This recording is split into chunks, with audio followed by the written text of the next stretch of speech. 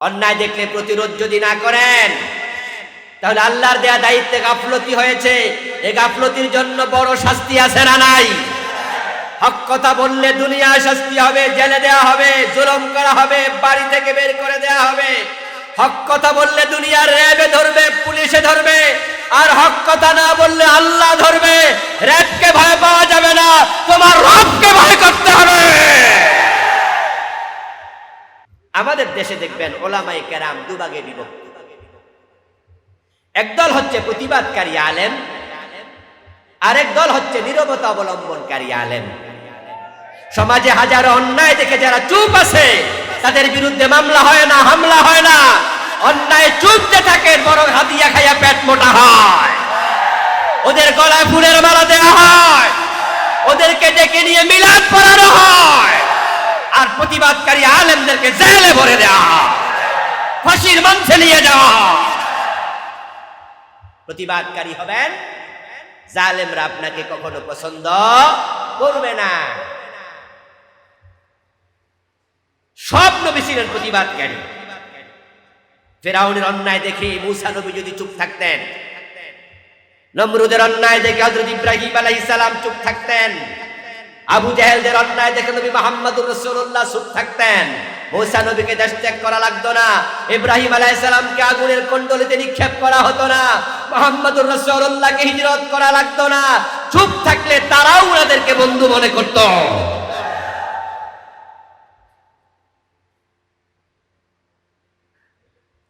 আমার প্রিয় ভাইরা, ইয়াজিদের শাসনামলে ইয়াজিদ যখন জোর করে উনার বাবার দেয়া খেলাফতের বস্ত্রতে বসে গেল, ইমাম হুসাইন যদি চুপ করে থাকতেন, ইমাম হুসাইন কি কল্লা দেয়া লাগতো? প্রতিবাদ যারা করে না তাদের কোনো বিপদ নাই। কি শুরু করলা? আমার প্রিয় ভাইরা,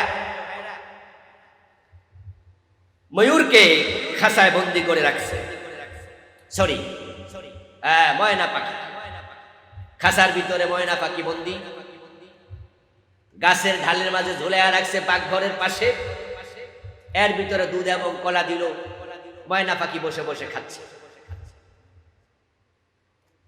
একটা কাক উড়াল দিয়ে এসে ওই খাঁচার পাশে বসে বলতেছে, কিরে ময়না, তুই খাঁচার ভিতরে কেন? ময়না জবাব দেয়, আমি খাঁচার ভিতরে কেন জানো? কারণ আমি কথা বলি। যদি আমি ময়না কথা বলতে না জানতাম, তোমার মতো কাকের কেউ খাঁচায় ঢুকায় না, কারণ তুমি কথা বলতে জানো না। যদি চুপ করে থাকে পীর সাহেবদেরকে কেউ জেলে নেবে না, চুপ থাকা খতিবরে কেউ ধরে না, যারা মুজাহিদের মতো গর্জন দেয় তাদেরই বিপদ এসে যায়।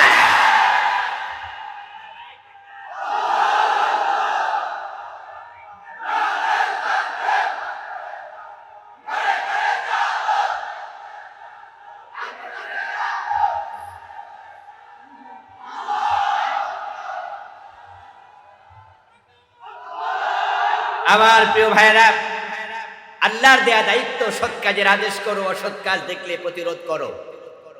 অন্যায় দেখলে প্রতিরোধ যদি না করেন তাহলে আল্লাহর দেয়া দায়িত্বে গাফলতি হয়েছে। এই গাফলতির জন্য বড় শাস্তি আছে না নাই? হক কথা বললে দুনিয়ায় শাস্তি হবে, জেলে দেওয়া হবে, জুলুম করা হবে, বাড়ি থেকে বের করে দেওয়া হবে। হক কথা বললে দুনিয়ার র্যাবে ধরবে, পুলিশে ধরবে, আর হক কথা না বললে আল্লাহ ধরবে। র্যাবকে ভয় পাওয়া যাবে না, তোমার রবকে ভয় করতে হবে।